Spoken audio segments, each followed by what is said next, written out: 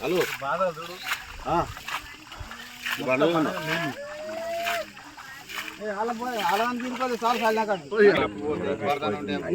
వడ్లు నీళ్ళ రోజులేకపోతే ఇలా వచ్చిన ఈ వరకు లారీలు వచ్చేది లేదు, జోకుడు లేదు, ఎవరు వచ్చేది చూసేది లేదు, లీడర్ వచ్చేది లేదు.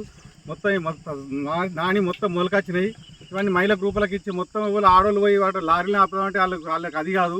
ఇదంతా పరిశాన్ అవుతుంది. ఒక అధికారం వచ్చేది లేదు, ఒక లీడర్ వచ్చేది లేదు. మొత్తం మొలకలు వచ్చినాయి. ఈ వరకు నెల రోజులు అయ్యే వరకు పరిస్థితి ఘోరంగా ఉన్న రైతుల బాధను అర్థం చేసుకొని లారీలు కానీ అమలు కానీ ఎంట్రీ జోకాలని కోరుతున్నాము. లేదు మాది 20 నెంబర్ ఉండగా కూడా 30 నెంబర్ 40 నెంబర్ కూడా జోకిరు వాళ్ళు. అని నా రాత్రి జోకిరు, రాత్రి వర్షం పడ్డది, మొత్తం తడిసినాయి. లారీ లోడ్ చేద్దామంటే తడిసిన వాళ్ళు లోడ్ చేసుకుంటలేరు.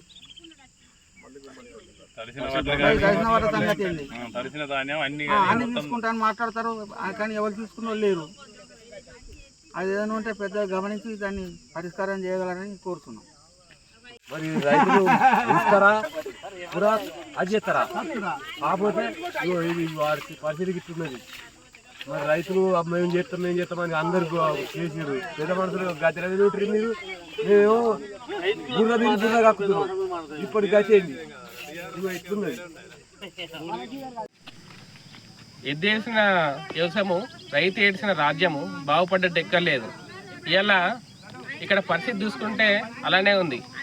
రైతులు ఎంత గోసపడుతున్నారో వాన పడ్డాక వచ్చి ఈ వడ్లను ఎవరు చూడక అధికారులు వచ్చి మిల్లులకు లేట్ అయినాయి, 10 రోజులు డిలే అయింది, ఇవన్నీ కారణాలు చెప్తున్నారు. కానీ రైతుకు న్యాయం చేసేటోళ్ళు ఎవరు లేరు. ఇష్టంలా రైతు రాజ్యాన్ని తీసుకొచ్చింది మా సర్కారే.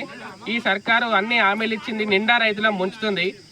పడ్డ పైసలు కూడా 12-20 రోజులకు రైతులకు పడుతున్నాయని చెప్తున్నారు. మాకు వచ్చి మేము ఉన్నప్పుడు 3-4 రోజులకు పడ్డాయి, 2 రోజులకే పడ్డాయి మేము ఉన్నప్పుడు. ఇప్పుడు ఎందుకు లేట్ అవుతుంది?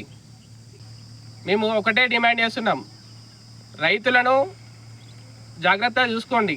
రైతుకు అన్యాయం చేయొద్దు. ఎప్పుడు రైతుకు అన్యాయం చేస్తే తీవ్ర స్థాయిలో ఉద్యమిస్తాం, రోడ్లు ఎక్కుతాం. రేపు రోడ్లు ఎక్కి ధర్నాలు చేసే పరిస్థితి కూడా వస్తుంది.